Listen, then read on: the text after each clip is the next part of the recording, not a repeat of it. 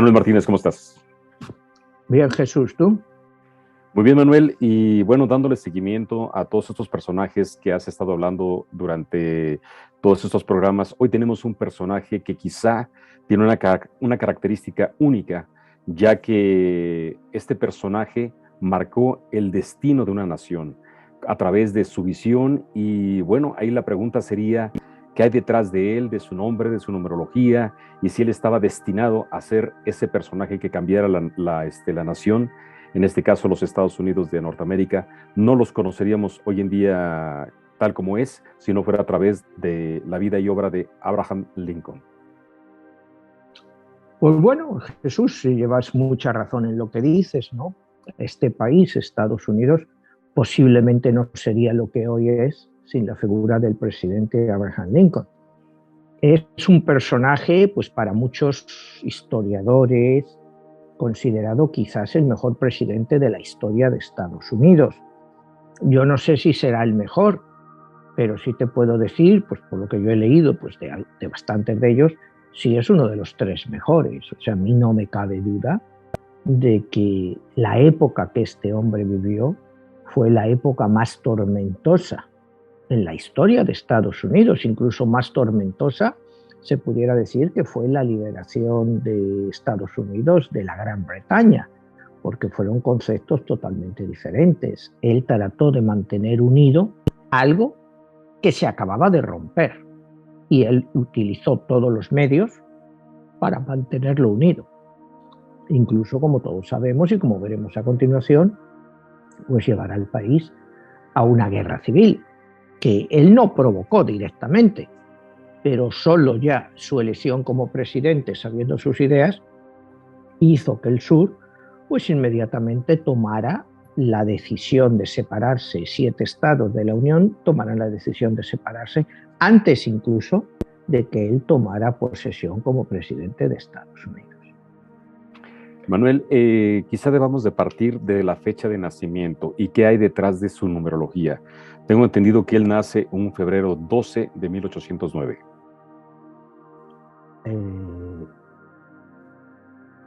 Febrero 12 de 1909. Sí, exactamente. 1809.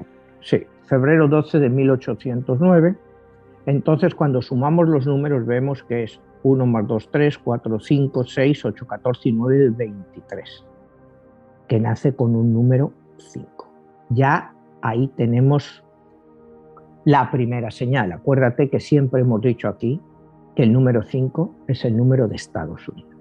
Es el número que refleja Estados Unidos, porque siempre se toma la fecha de nacimiento de Estados Unidos como 4 de julio, o julio 4 de 1776, que nos da un número 5.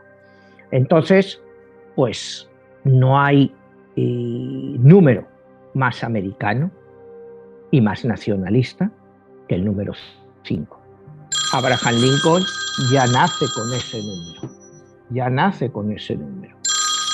Entonces, tenemos que ver,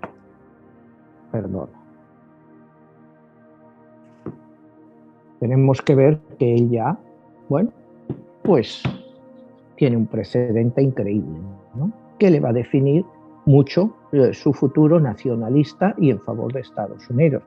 El número 5, como hemos comentado en numerosas ocasiones, pues es un número que define el carácter de este país. Y él, naciendo en ese número, va a ser una parte indiscutible pues, de este país.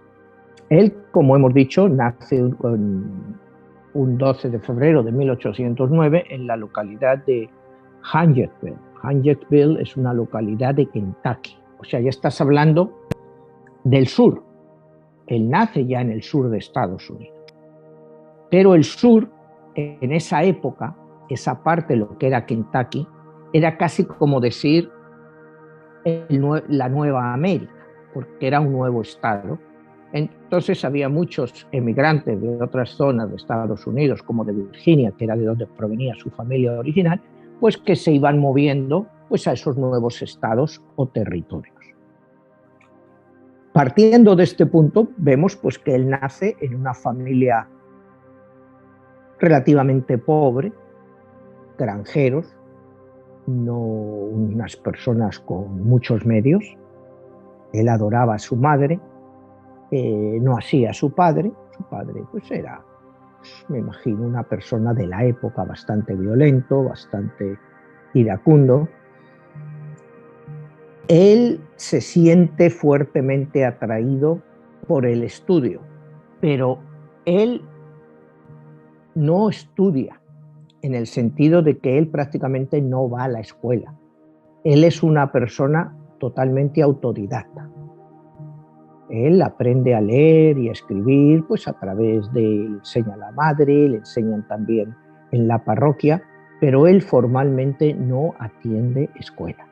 Es decir, cuando veremos más adelante, cuando él ya, pues digamos, después de cumplir los 18, 19 años, y cuando él se va y empieza pues sus, digamos, ya de adolescente, siendo grande, sus primeras empresas públicas de trabajo, de conseguir algo, él dice, bueno, sé leer, escribir y apenas algo más. Sí, conozco también alguna regla de 3. Él es una persona, como te decía, totalmente autodidacta y que ya desde pequeño se entusiasma con la lectura. Cualquier libro que caía en sus manos, pues él lo leía, y así es como aprende pues realmente pues a ser un gran, como siempre luego veremos, él consigue ser una persona que cautiva al público con sus discursos. Cuando más adelante él se marche a Illinois y se convierta en abogado, él se convierte en abogado sin tampoco estudiar en una escuela de leyes. Él toma los libros de leyes y estudia las leyes y se convierte en abogado. O sea, una persona que no pasó ni por la escuela ni por la universidad. Todo lo hizo como un autodidacta. Es algo, pues ya para empezar, admirable. La capacidad de este hombre de aprendizaje y que todo se le quedaba, ¿no? Entonces vamos un poco en su vida. Se nace, como te decía, ahí en Kentucky. Su padre se traslada a Indiana, a otra granja. Como te digo, malviven. El padre, hay veces que la madre muere cuando él es bastante joven, y el padre pues le deja a él con otro hermano en la granja y se va a trabajar a otro sitio para conseguir dinero, vuelve, y él ya, bueno, pues cuando tiene una cierta edad, a partir de los 18 años, pues ya empieza a trabajar y se va definitivamente de la casa. Se mueve a Illinois, a Springfield, que es, como todos sabemos, la capital de Illinois, y ahí empieza a hacer sus pequeños trabajos, va saliendo, llega a tener un trabajo de postmaster. Postmaster es como jefe de correos de una zona, y eso le encantaba a él, porque ahí recibía todos los periódicos antes de ser entregados a las personas que estaban suscritas. Entonces él leía todos los periódicos. Él se informaba leyendo todos los periódicos, y dice la anécdota que él los doblaba de una forma muy particular antes de entregarlos. Y entonces pues ya se corrieron las voces entre todas las personas. Dice, bueno, este periódico ya lo ha leído Abraham, porque él los leía todos, era su forma de información. Él le preocupa mucho la cuestión social, él ve demasiada miseria. En uno de estos viajes que él hace, pues él hacía pues innumerables cosas, pequeños trabajos que le iban saliendo, en un barco que trasladaba esclavos. Él iba ahí pues como viajero y ve a esos esclavos ahí encadenados. Y es cuando él empieza a sentir ese odio, esa repulsa contra lo que es la esclavitud, de ver a esas personas encadenadas y camino de Nueva Orleans, donde iban a ser vendidos. Y él siente pues una profunda convicción, más personal que religiosa, porque él no se caracterizó por ser una persona muy religiosa. sus padres eran bautistas, él realmente nunca perteneció oficialmente a ninguna denominación, pero dominaba la Biblia, que la utilizaría más adelante en numerosos discursos que él irá haciendo a lo largo de su vida, y en los cuales pues te menciona párrafos de la Biblia, con lo cual te daba que tenía un gran conocimiento también de la Biblia, aunque te digo, él no era una persona religiosa en sí. Sí, era religioso, pues como eran las personas de la época, pero hay una frase de él que dice: sí, Dios debe de querer mucho a la gente humilde, por eso ha hecho tanta. O sea, son también expresiones un poco críticas, ¿no? Y como él dice, a menudo se requiere más coraje para atreverse a hacer lo correcto que para temer hacer lo incorrecto. Y ese va a ser su modus vivendi. Hay que tener valor para hacer lo correcto, aunque sea más fácil seguir con lo incorrecto. Y ahí es donde viene parte de su profunda de su profundo odio hacia la esclavitud. Pero vamos a ir, porque todavía estamos muy pronto en la vida de Abraham Lincoln, estamos con el año 1830, él tiene 21, 22 años, como te digo, después de varios trabajos, pues él empieza a colaborar pues con abogados de allí y todo eso, y es cuando te digo, él empieza a recoger pues todos los libros de abogacía que puede y se convierte en abogado. Él es una persona muy tímida, siempre tuvo complejo de feo, como vemos las fotos y eso, pues a él no era una persona que tuviera, pues era muy alto, medía como 1,94, 1,95, pero era terriblemente feo para la época. Incluso las fotos que vemos, era feo, y él se sentía feo. Entonces, en amores, no fue siempre una persona muy fácil. Él tuvo una novia, pero con la cual las cosas le iban bien, pero también esa novia murió, al igual que habían muerto la madre y la hermana. Y entonces él llegó a la conclusión que el amor solo le traía dolor. Entonces, pues era muy difícil que él pudiera tener una relación seria con alguna mujer, ¿no? Porque tenía miedo pues de enamorarse y luego perderla y volver a sufrir lo que había sufrido con la madre, con la hermana y con esta primera novia. Él poco a poco se va ganando bastante popularidad en Springfield, y ahí es donde le presentan a Mary Todd. Mary Todd era una persona de la alta sociedad de la época, pero de una alta sociedad, como luego la iba a pasar más adelante, provinciana. Porque Kentucky, pues, y Springfield en esa época, pues eran estados prácticamente provincianos cuando se comparaban con todas las élites del norte. Esta mujer, pues, logra sacar de Abraham Lincoln pues lo mejor que hay dentro de él. Él decide, ella siempre tenía la idea de que eventualmente él iba a ser un gran hombre. Incluso ella pensaba que podría ser presidente de Estados Unidos, lo cual él se lo tomaba a risa.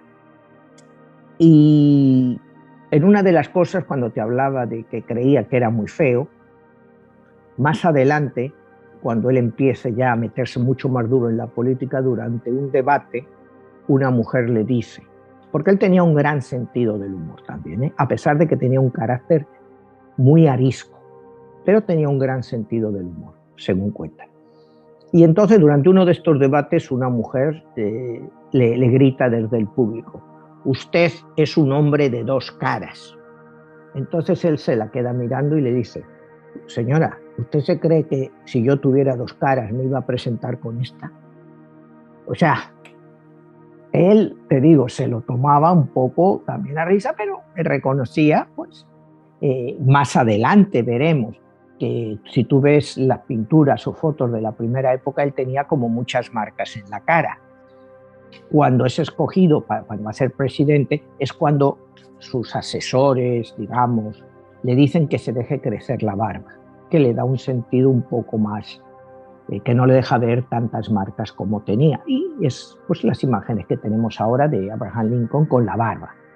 Pero si ves imágenes de antes, él no llevaba barba. Entonces, bueno, pues vamos a ver las primeras partes de su vida. Él empieza la política dentro del partido Whig. El partido Whig se traduciría como el Partido Liberal. Había dos grandes partidos en la América de entonces, el partido Whig, que era mayoritariamente en el norte, y que, como te digo, la traducción de Whig sería Partido Liberal, y el Partido Demócrata, que era el partido más conservador y un partido racista y proesclavitud, que estaba basado prácticamente en el sur de Estados Unidos, desde Maryland hacia abajo. Era el partido de los esclavistas. O sea, imagínate cómo ha cambiado la vida ahora, y ahora el Partido Demócrata es, pues digamos, el partido de las minorías, o por lo menos era, técnicamente, y el Partido Republicano, que todavía no existía, cuidado, todavía no existía, él empieza, como te digo, en el Partido Whig o liberal, pero el Partido Whig en esta época, alrededor de 1840, 1845, empieza a derrumbarse por las disidencias internas entre ellos. Antes de esto, pues, Abraham Lincoln fue elegido para la legislatura del estado de Illinois como congresista y estuvo ahí 8 años. Y ahí es donde adquirió pues una cierta relevancia política y su política contra la esclavitud. Pero, como veremos, puedo adelantar algo, sus posiciones con la esclavitud eran muy claras. En Estados Unidos, en el año 1820, se da lo que se llama el Compromiso de Missouri. Este compromiso decía, había como una latitud que se cruzaba en Estados Unidos y que era desde Luisiana, una parte de Luisiana, hacia abajo, sí se permitiría la esclavitud, es decir, abarcaría los estados del sur. Pero desde Luisiana hacia el norte y todos los nuevos estados, la esclavitud ya no sería permitida. Esto se llama la Declaración de Missouri de 1820. En 1854, antes en 1850, hay lo que se llama el Compromiso de Luisiana, en el cual 30 años después, Kansas y Kentucky deciden llevar al Tribunal Supremo la invalidez legal de esta orden de que la esclavitud no pueda ser extendida. La Corte Suprema de Estados Unidos en 1854 declara ilegal el Compromiso de Missouri. Declara que nadie puede someter a un Estado a si quiere o no quiere tener esclavos. Con lo cual, hay muchos historiadores que te dicen que eso es prácticamente, aunque fue 8 años antes, 7 años antes, el inicio real de lo que va a ser el conflicto armado que llevó a la Guerra Civil Norteamericana. Fue el hecho que el propio Tribunal Constitucional, la Corte Suprema, que oímos tantas veces hablar de ella, declaró el Compromiso de Missouri como ilegal. Entonces, antes de llegar a esto, a 1854, como te digo, él está en la legislatura de Illinois, el partido Whig o liberal se está rompiendo, y es cuando, en 1850, empieza a formarse lo que va a ser el Partido Republicano, que es la continuación, pues es el Partido Republicano actual. El Partido Republicano de la época pues era una continuación del Partido Liberal, es decir, son gente liberal, pero mayoritariamente de los estados industriales del norte.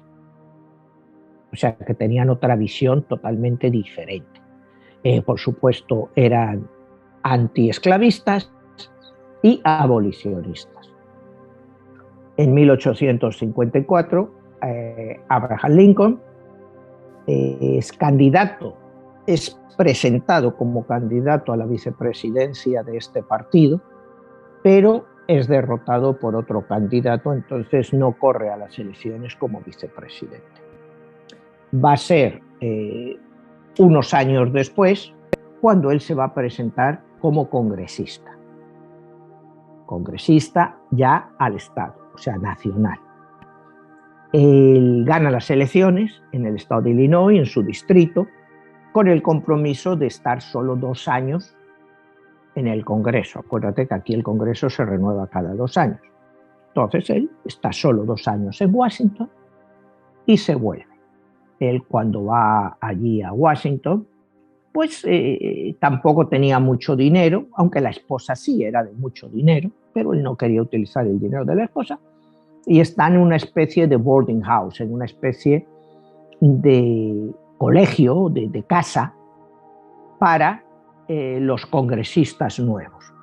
Entonces la esposa, lógicamente, no aguanta estar con 3 hijos y él metidos en una habitación, y ella se vuelve para Springfield. Él sigue ahí de congresista, está por 2 años, ya empieza a expresar sus opiniones liberales y se gana, por supuesto, la enemistad de todo el sur. Los partidos del sur, o sea, sobre todo el demócrata y la población del sur, pues no le quieren, no quieren esas visiones progresistas de abolir la esclavitud. Y acuérdate que el Partido Republicano y Abraham Lincoln no abogaban por la abolición de la esclavitud en todo el país. Abogaban por la no extensión de la esclavitud a los nuevos estados que se estaban formando y que estaban uniéndose a lo que era el Estados Unidos, a la Unión Americana. Ellos decían que había que permitir la esclavitud en el sur, pues en los estados que ya la tenían, pues porque era parte de su economía. Entonces, pues no podían ir contra eso. Él dice que, claro, él va a tener que aceptar ese compromiso, ¿no? Porque dice que él trata siempre de tener conocimiento, ¿no? Y como dice que el conocimiento es la mejor inversión que uno puede hacer. Entonces él trata de conocer lo que realmente la gente del sur quiere. Pero la gente del sur, pues le detesta. Por más que él quiere, la gente quiera que él trate de hacer algo, pues le siguen detestando, ¿no? Y él sigue pues pidiendo ayuda pues al nuevo Partido Republicano para todo esto, pero llega a la conclusión de que nunca debes de pedir ayuda para algo que puedas hacer por ti mismo. Y es la filosofía que él empieza a hacer, ¿no? Dicen que las cosas pueden llegar a aquellos que las esperan, pero las cosas que estos esperan, si las dejan detrás, nunca les van a llegar.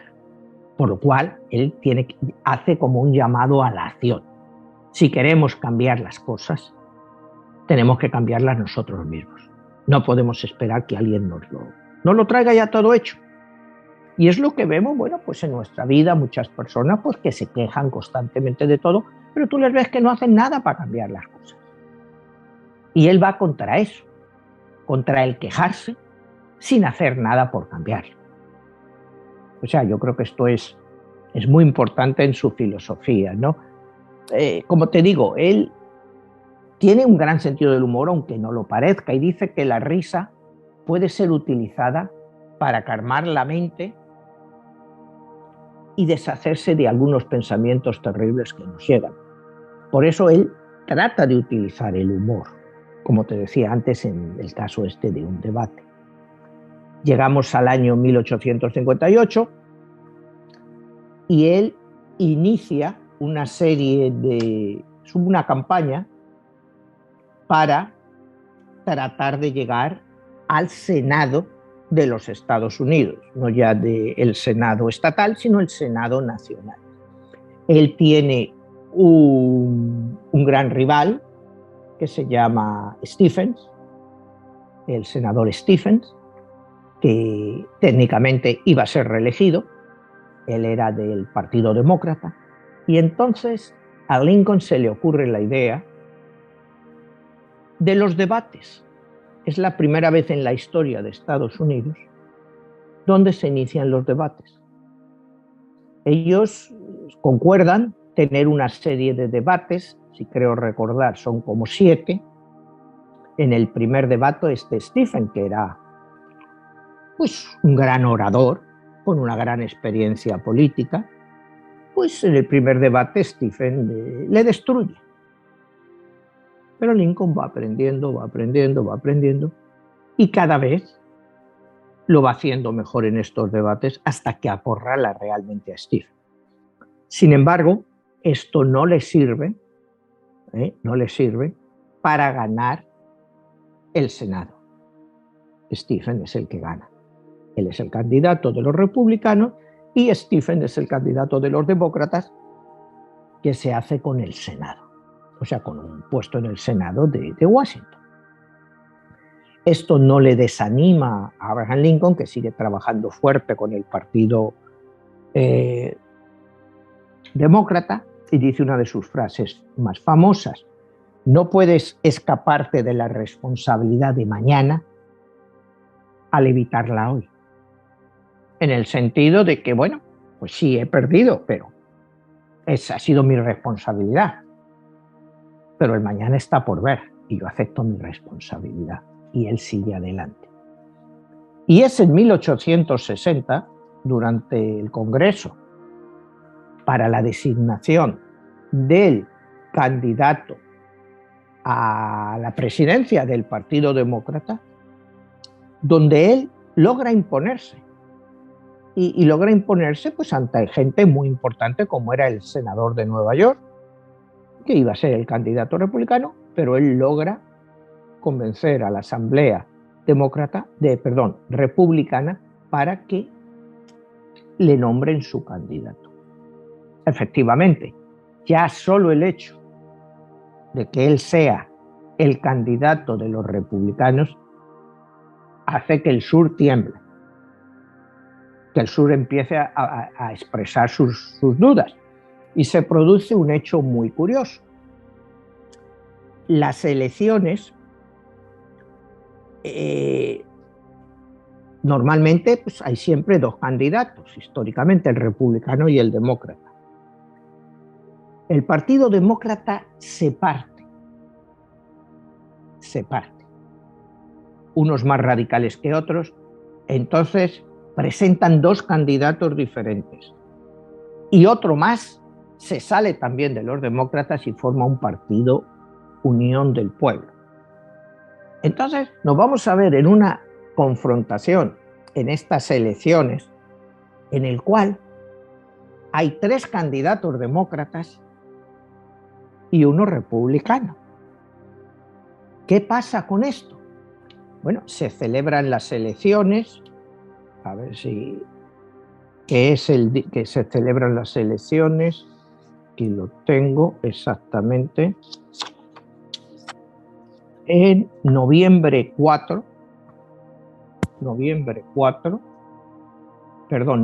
6 del año 1860.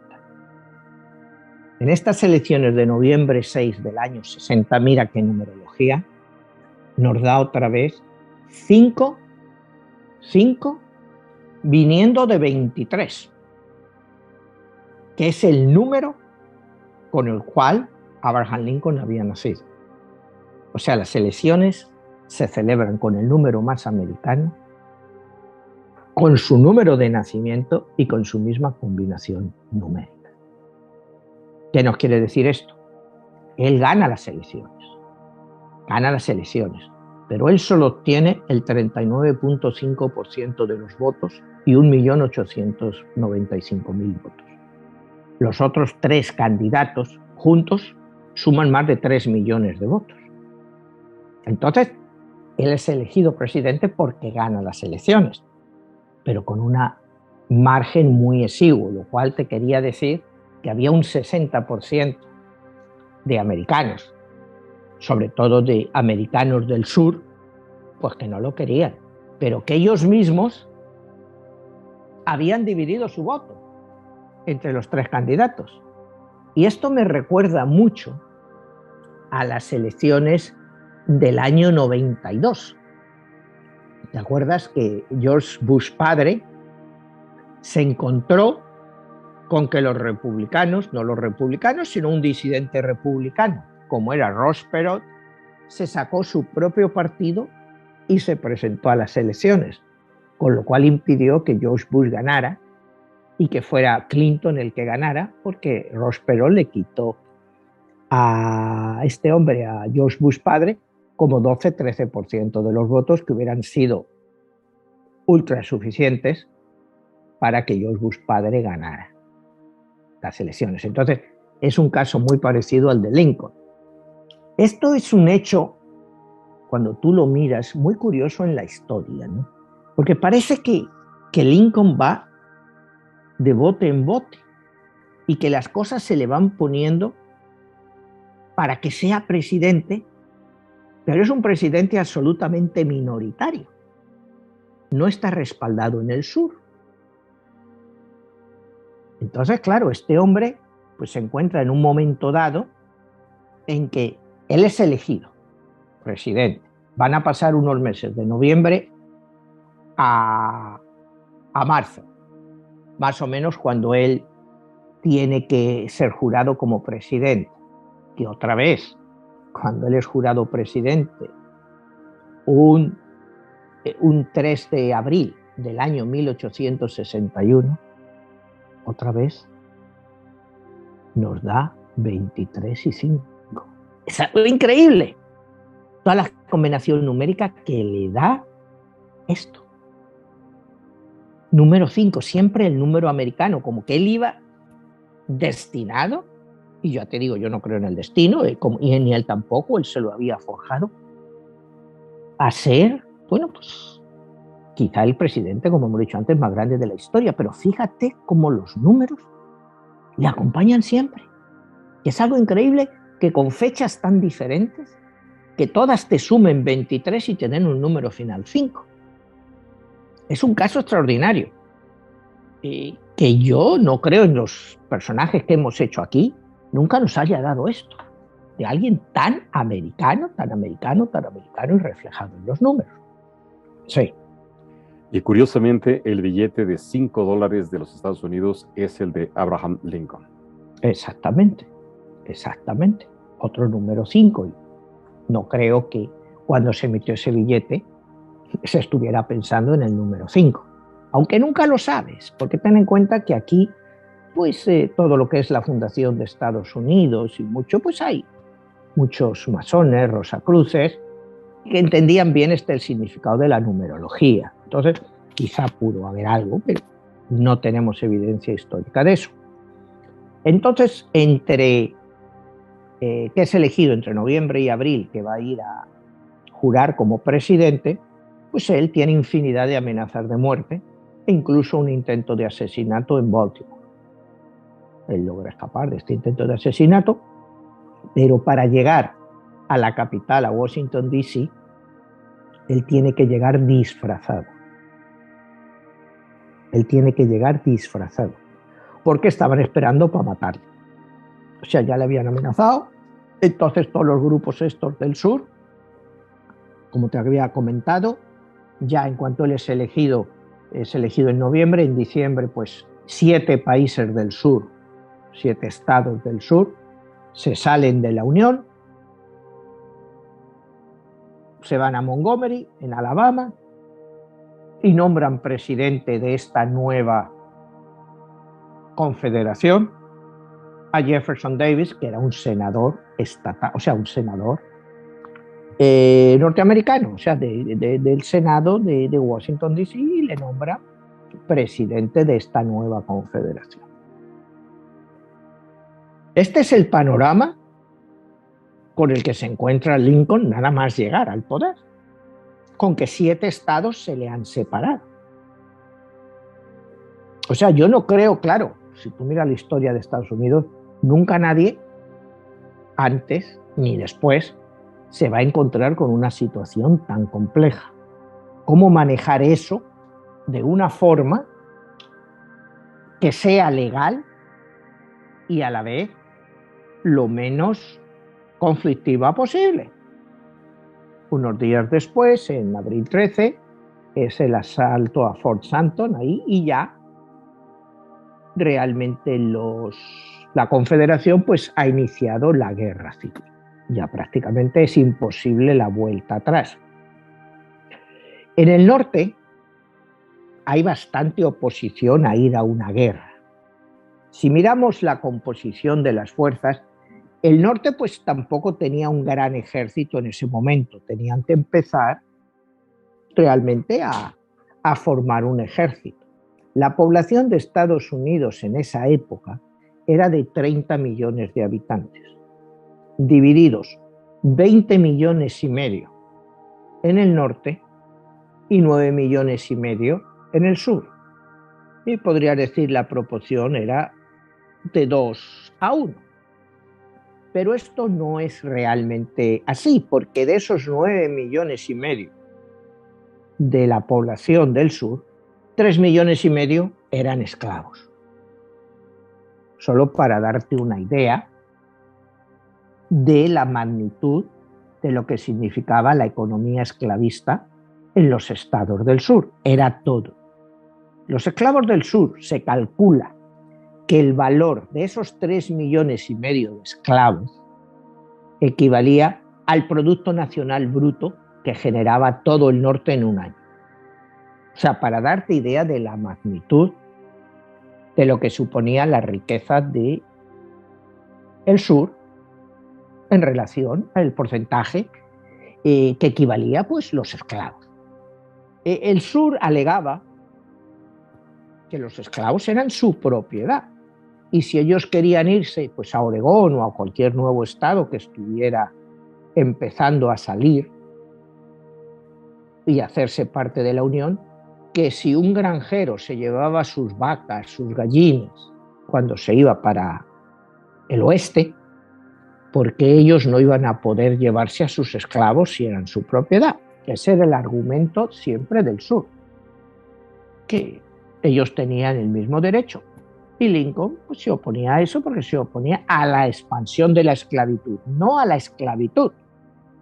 Si tú ves ahora programas de televisión, hace poco CNN ha hecho uno en 6 episodios de él, donde pues, hay muchos comentaristas, historiadores, y también hay historiadores afroamericanos que critican mucho a Lincoln, porque dicen que Lincoln fue muy tibio con lo que era la esclavitud, que nunca dijo que había que poner fin a la esclavitud, que lo que dijo es que había que poner fin a la expansión de la esclavitud, porque Lincoln lo que creía es que la esclavitud pues, eventualmente, en unos años, se caería por su propio peso. Pero bueno, tuvo que venir una guerra civil para decir que eso no era así. Empieza la guerra civil, el norte tiene que movilizar pues, a sus fuerzas, empezar a reclutar gente, se hace muy impopular, y el pensamiento de Lincoln era, dando libertad a los esclavos, aseguramos la libertad a los que hoy son libres. Fíjate qué frase más profunda. Dando la libertad a los esclavos, aseguramos la libertad a los que hoy son libres. Yo creo que es una frase dentro del pensamiento de Lincoln muy profunda, porque él veía la esclavitud, pues eso, como algo contra natura, ¿no? Entonces, a él, claro, las preguntas que le venían eran muy fuertes, ¿no? Decía, bueno, libertad para los esclavos, quiere decir que todos somos iguales. Y hay una frase muy buena de Lincoln en eso, dice, al nacimiento sí todos somos iguales. Después la vida se encarga de enseñarnos que no lo somos. ¿Okay? Pero que es una frase real hoy en día. Aquí vamos con todos los rollos en todas las democracias occidentales que decimos, es que todos los hombres nacen iguales. Y sí, todos nacen iguales. Todos nacen libres. Pero luego la vida no es igual para todos. Ni tienen los mismos derechos. O sea, aunque creamos que los tenemos, sabemos que no, que cambian mucho los derechos. Entonces, fíjate ya en esta época la definición de este hombre, ¿no? Dice que cuando tú te encuentras gente que solo busca el mal, ten por seguro que te encontrarán. Porque la gente que desea el mal, eventualmente siempre encuentran a alguien sobre el cual ejercer ese mal. Pero bueno, esto es parte de la filosofía que te digo muy amplia de Lincoln. Empieza la guerra civil, como te decía, el norte no estaba preparado y al principio pues son derrotas para el norte, son derrotas. La gente en el norte empieza a cansarse de tantas derrotas, no le parece que sea bueno esto de estar mandando tropas, de estar mandando jóvenes a morir, por algo que es que, mira, el sur, el norte, las políticas de Lincoln, pues como casi todos los presidentes, se basaban en impuestos, sobre todo impuestos a la importación.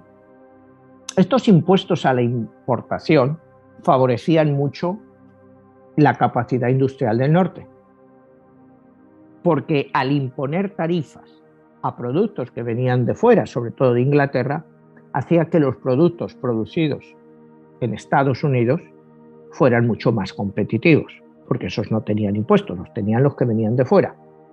A esto se oponía el sur, porque decían, el hecho de que esos productos me cuesten a mí más dinero por tener que comprárselos a la gente del norte, me está perjudicando a mi economía. Es más, me está incrementando mis costos. Y cuando yo mando a Europa el algodón y el tabaco, mi tabaco es más caro de lo que debería de ser, con lo cual eso afecta a mi comercio. En el fondo, como siempre, y hemos hablado muchas veces, todas las guerras son económicas. Las políticas del norte estaban afectando económicamente al sur. Y si encima les dices que una inversión que han hecho en 3,5 millones de esclavos, una población de 6 millones, o sea, por cada 2 personas había un esclavo en el sur. Claro, era una inversión, como te decía antes, brutal. Si tú a esta gente le quitas eso, pues los has hundido. Hay quien te define la guerra civil norteamericana como la guerra entre la burguesía y la aristocracia. Y creo que tiene mucho sentido, ¿no? Porque tienes la burguesía industrializada del norte, liberal, y la aristocracia proteccionista del sur, donde querían mantener todos sus derechos. Es como si fuera, pues, los reyes contra los burgueses, porque en cierto modo en el sur eran una especie de reyezuelos. Tenían sus normas, sus esos, y tenían sus esclavos. Entonces, sí se puede considerar una guerra entre la burguesía y la nobleza. O sea, salvando las distancias, pero tiene muchos visos de esos. Tú has visto por películas, has leído libros, cómo vivía la gente del sur, en esas mansiones, en estos, lo que era toda la aristocracia, y en el norte eran proletarios, gente que venía de todas las partes del mundo a trabajar 14, 15 horas al día por un salario. Para salir adelante, estaban en las fábricas, en todo, sin protección ni nada. Pero esa era la revolución industrial que el norte estaba llevando a cabo, y al norte pues le molestaba toda esa que ellos llamaban indolencia del sur. En el norte lo que pensaban es que era mucho más barato pagar a un obrero un salario que tener que mantener a un esclavo de por vida, darle de comer, darle... O sea, eran dos visiones diferentes.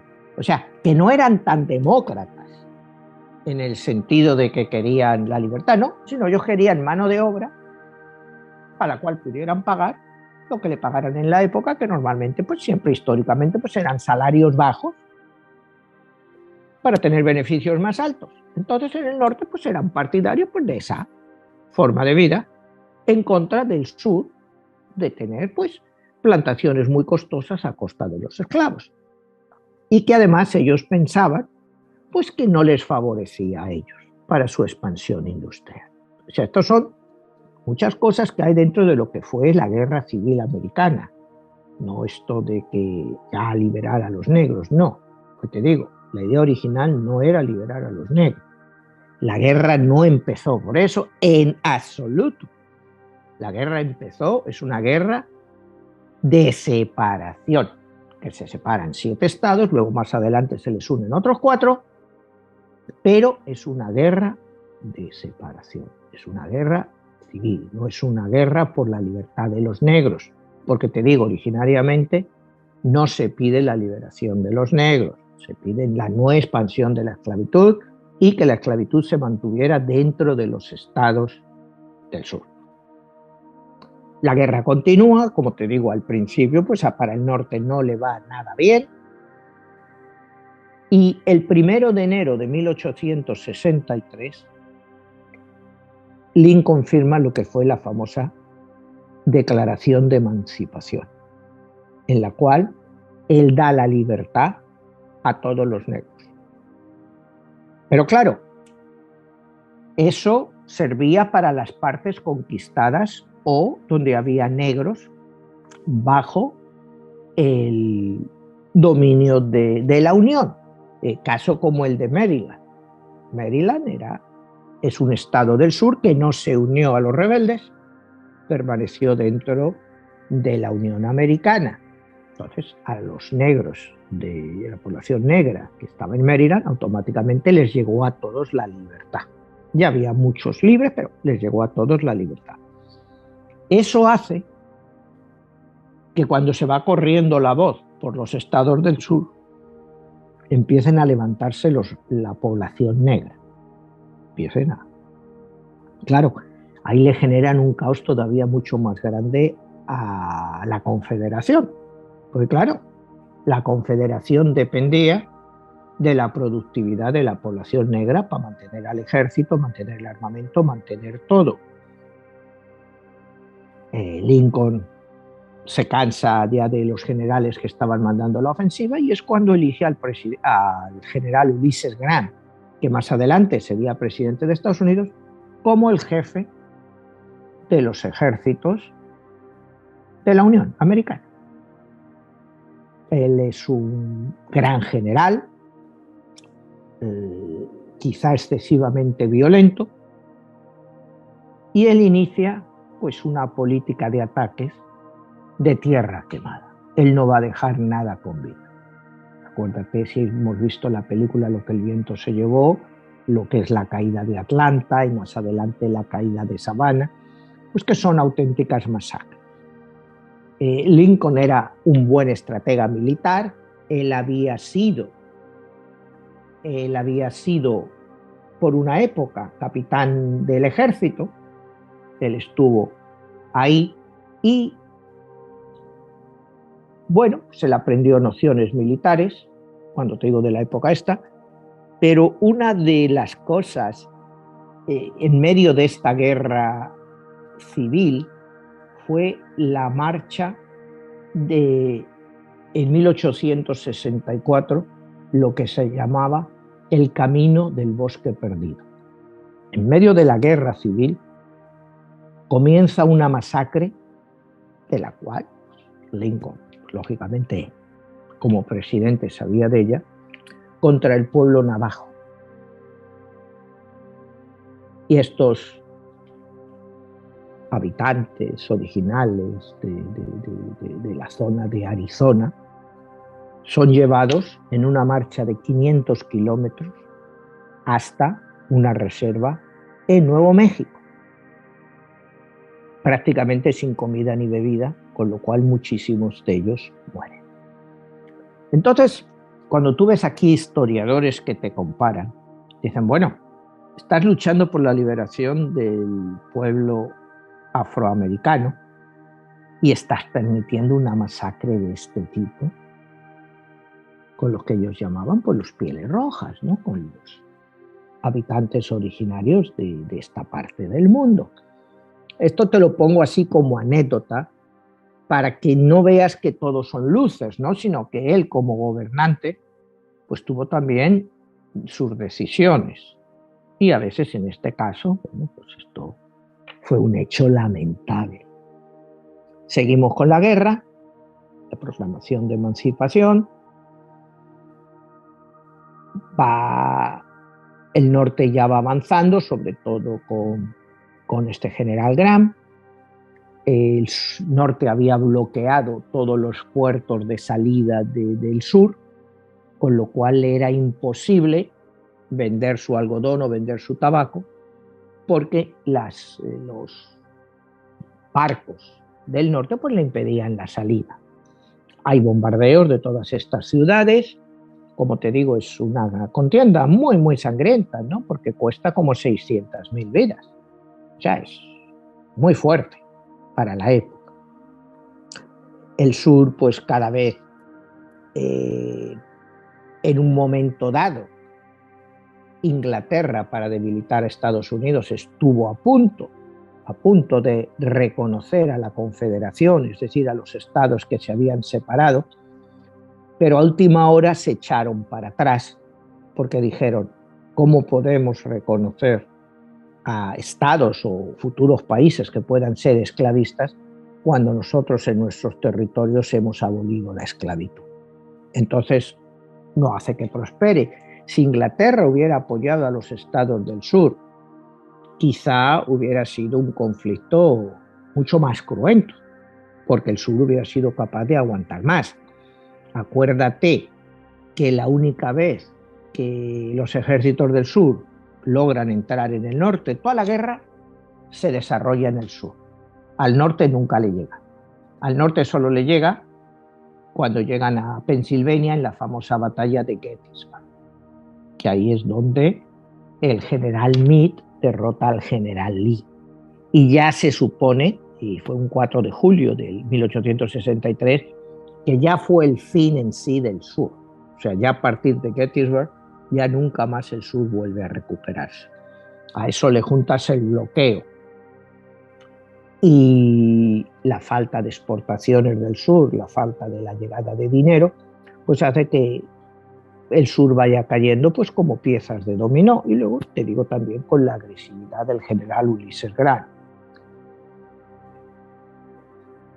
Se empieza a hablar, ya se supone que el norte va a ganar la guerra, de reconciliación.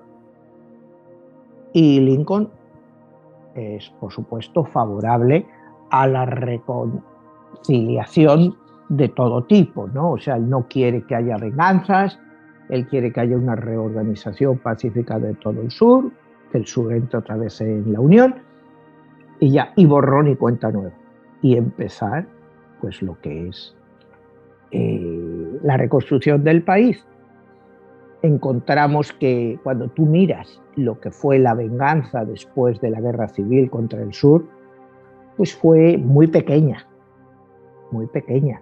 El único caso que se sabe así fue el juicio contra el comandante general del campo de Alexanderville. Alexanderville era el mayor campo de concentración que tenía el sur, donde estaban los prisioneros del norte, donde se les trataba muy mal. Y es la única persona que es ejecutada. Nada más, nada más. Ni crímenes de guerra ni nada. O sea, solo con esa persona pues ya parecía que se había calmado la cosa. Jefferson Davis, que era el presidente que te digo de la Unión, en principio pues se le quería condenar a muerte, había partidarios de condenarle a muerte, pero Lincoln dice que no. Y le condenan a cárcel, no sé cuántos años le echan, como 12 o 14 en Pensacola creo que es, pero 4 años después pues le sueltan y él vuelve a ejercer como abogado ahí en Virginia. O sea, la reconciliación, en cierto modo, fue real. No hubo represalias, ¿no? Y como dice Lincoln, dice, es que el hombre nunca ha encontrado una definición para la palabra libertad. Nunca ha encontrado una definición para la palabra libertad. Nos estamos acercando al final de la guerra, pero antes de esto, cuando ya la guerra estaba prácticamente ganada, la guerra acaba en abril, como el 12 de abril, y en el Congreso y el Senado americano se quería debatir la famosa enmienda 13ª, que todos conocemos en este país, ¿no? Que es la enmienda que declara la libertad del pueblo negro en Estados Unidos.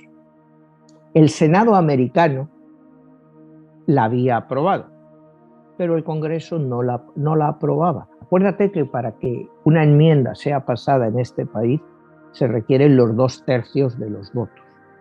Es por lo que en este país nunca se ha podido acabar con el llevar armas, porque para quitar esa enmienda, parece que es la segunda enmienda, pues se necesitarían los 2/3 del Congreso y el Senado. Entonces es prácticamente imposible. Había que pasar esta enmienda, porque claro, hay una película que creo que es del año 2012 de Steven Spielberg, que se llama Lincoln, donde prácticamente toda la película es esto: la lucha por pasar la enmienda número 13ª, la enmienda número 13. Lincoln en el Congreso no tenía los votos suficientes para pasar la enmienda, pero Lincoln necesitaba pasar la enmienda antes de que acabara la guerra.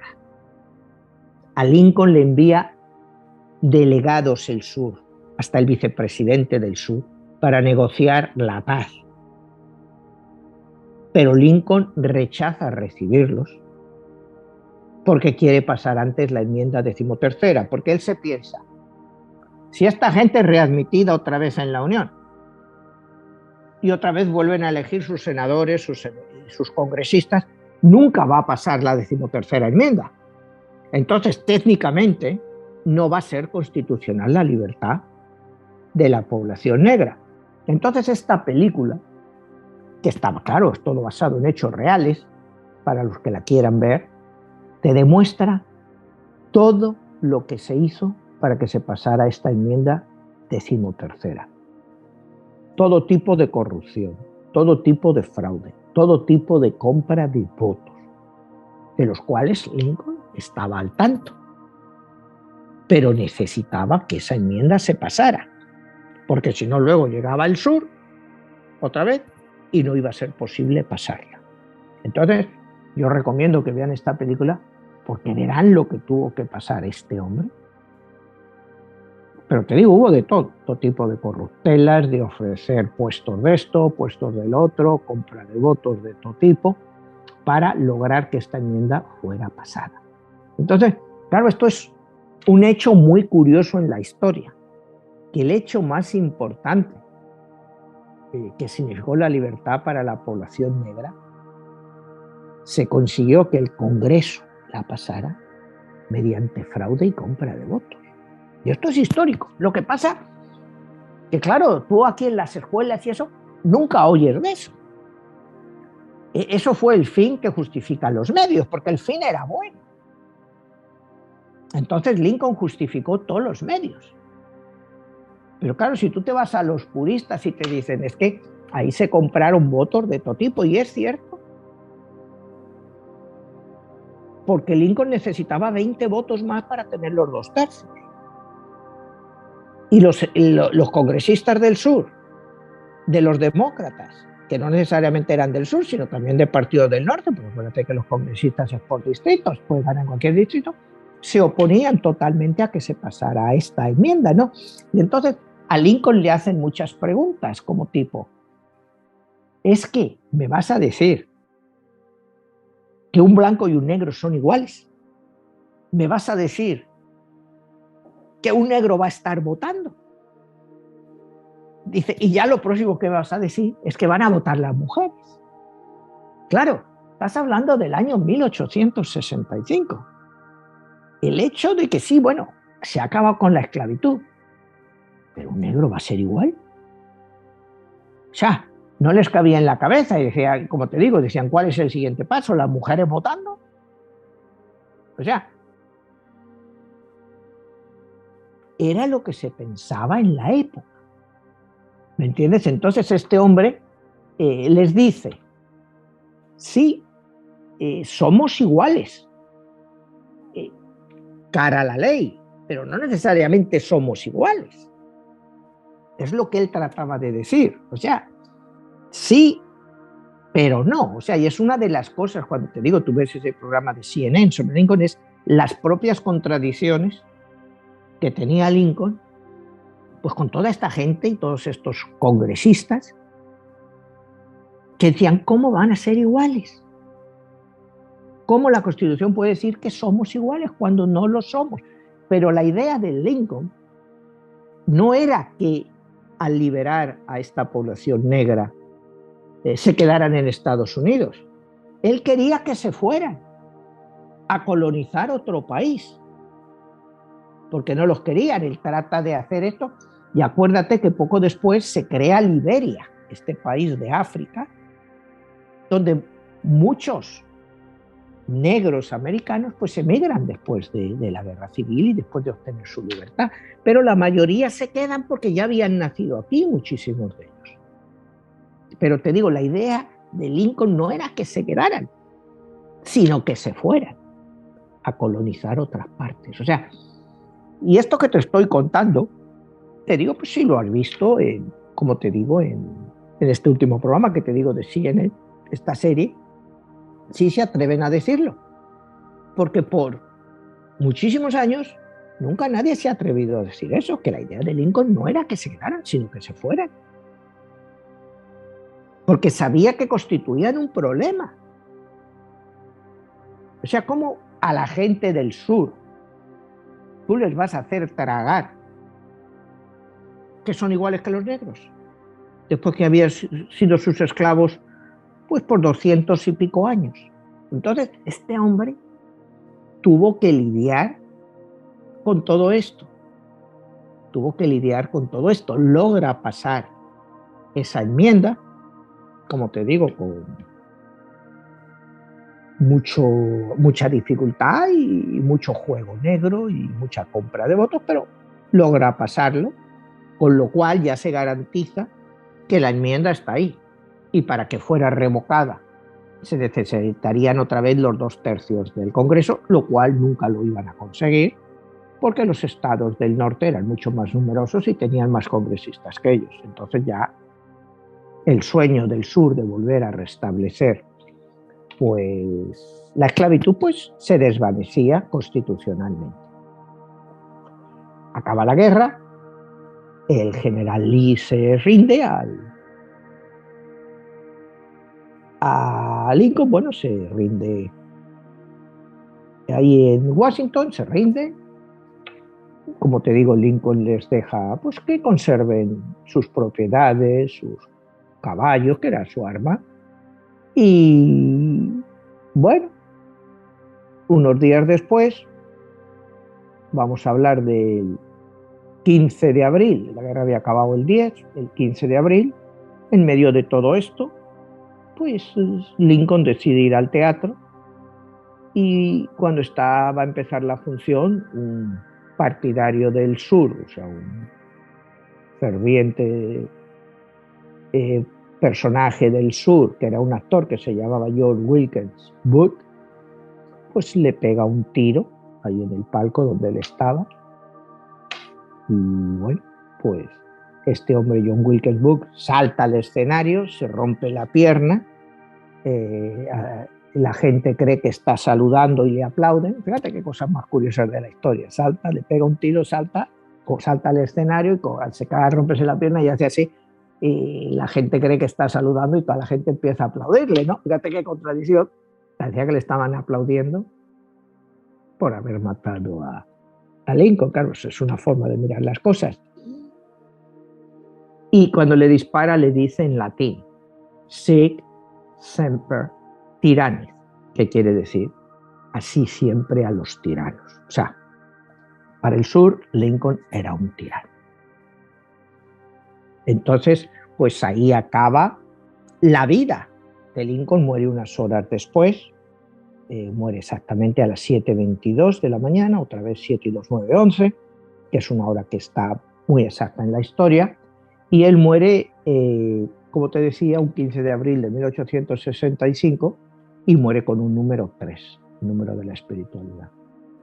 La otra vez hablábamos de la numerología en el momento de morir. En este caso, ese número 3, a diferencia de lo que veíamos anteriormente con la vida de Maximiliano, cumple su cometido Abraham Lincoln al haber sido número 5 en el país 5, que es de los Estados Unidos, y se añade ese número 3. ¿Qué vendría siendo numerológicamente? Bueno, para mí, él es el auténtico prototipo de Estados Unidos. Todo en su vida son, los momentos más importantes de su vida son un número 5. Desde su nacimiento hasta cuando es nominado a la presidencia de Estados Unidos y el día que jura la presidencia. Todos son números 5. O sea, como yo te he dicho, no creo en el destino y él tampoco, el destino nos lo forjamos, pero él iba encaminado a un gran destino americano. O sea, si tú lo miras desde el punto numerológico, él iba a un gran destino americano y él pues te da muchas ideas pues que hoy se utilizan en Estados Unidos, ¿no? Y como esta famosa de él, ¿no? No se puede beneficiar a los débiles perjudicando a los fuertes. Claro que eso es una propuesta muy clara de la actualidad de lo que te representa el Partido Republicano. No se puede beneficiar a los débiles perjudicando a los fuertes. Es una frase de Abraham Lincoln y que tiene mucha viabilidad hoy, cuando pues, tú ves un montón de gente pues, que se opone a las ayudas continuadas, porque le cuestan a la gente que más tiene. Entonces, ya desde entonces Abraham Lincoln se opone a eso. Tú no puedes estar dando a toda la gente a costa de los otros. O sea, son cosas que hoy en día, 160 años después, están todavía muy vigentes. Él dice, yo no soy nada, pero la verdad lo es todo. Pero ahí tendríamos que ver cuál es su verdad. ¿Cuál es tu verdad? ¿Cuál es mi verdad? Esto de la verdad es algo siempre muy relativo, ¿no? Y él dice, si la esclavitud no es injusta, entonces en este mundo no hay nada injusto. Yo creo que esa es una frase muy buena, ¿no? Si la esclavitud no es injusta, pues en esta vida no hay nada injusto. O sea, ¿qué es más injusto que la esclavitud? Si ella no es injusta, me vas a decir que otras cosas son injustas. O sea, creo que es un hombre que va a lo básico, manteniendo siempre las formas, para no herir a todo el mundo, porque él nunca quiso la guerra. A él le impusieron la guerra, Jesús, eso es lo que hay que entender. La guerra le fue impuesta. Otro presidente, cuando vio empezar y todo eso, dice, bueno, pues ¿qué nos representa esto? Pues sí, pero el norte somos mucho más industriales, mucho más fuertes, podemos ser un país mucho más fuerte. Igual hubiera dejado que se salieran, porque técnicamente tú ves aquí debates e historiadores, es la legalidad de la guerra civil americana. ¿Tenía Lincoln derecho a declarar una guerra por la Unión cuando técnicamente todos los estados se habían adherido libremente a la Unión? No es que les hubieran impuesto por la fuerza, se habían ido adheriendo. Entonces, si tú te has adherido a algo por tu propia voluntad, ¿quién te dice que tú no puedes separarte? O sea, es un debate. Normalmente la indivisibilidad de un país es clara. en la mayoría de las constituciones. En la Constitución americana de entonces, pues no estaba claro. Te digo, yo no soy jurista, pero técnicamente no se sabe si fue una guerra técnicamente legal, ¿no? Y como él dice, puedes engañar, que es una frase que nos ha quedado y que la oímos mucho, ¿no?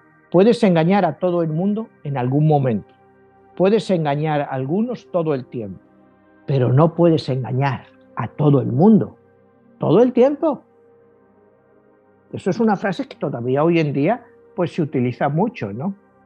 Sí, un refrán muy americano, ¿no? Que es algo que ya quedó así como en la mente popular. Manuel, ya perfilándonos al final del programa, te preguntaría a nivel de Abraham Lincoln y tu obra.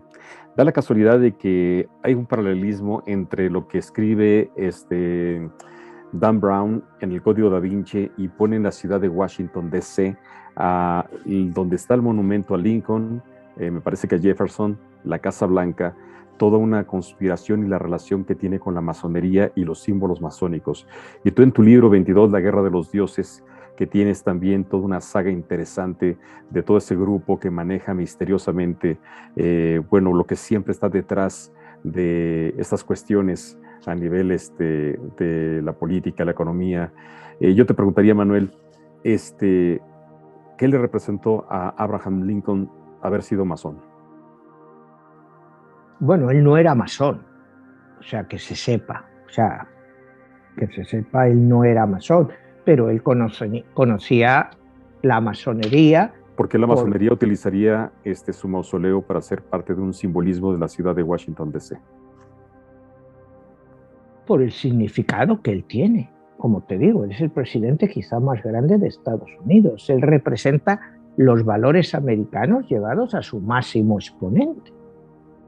O sea, si la masonería, como dice Dan Brown, utiliza su mausoleo y todo eso, pues están al tanto del número 5.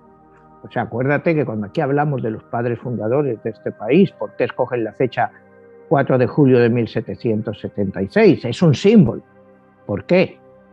Bueno, se basan en la propia Biblia, en el Génesis, en el encabezado 47, versículo 11, que es el pacto entre Dios y Abraham, los padres fundadores de este país, que algunos eran masones, otros eran rosacruces, algunos eran masones y rosacruces a la vez, como Benjamin Franklin. Se entendían mucho de esto.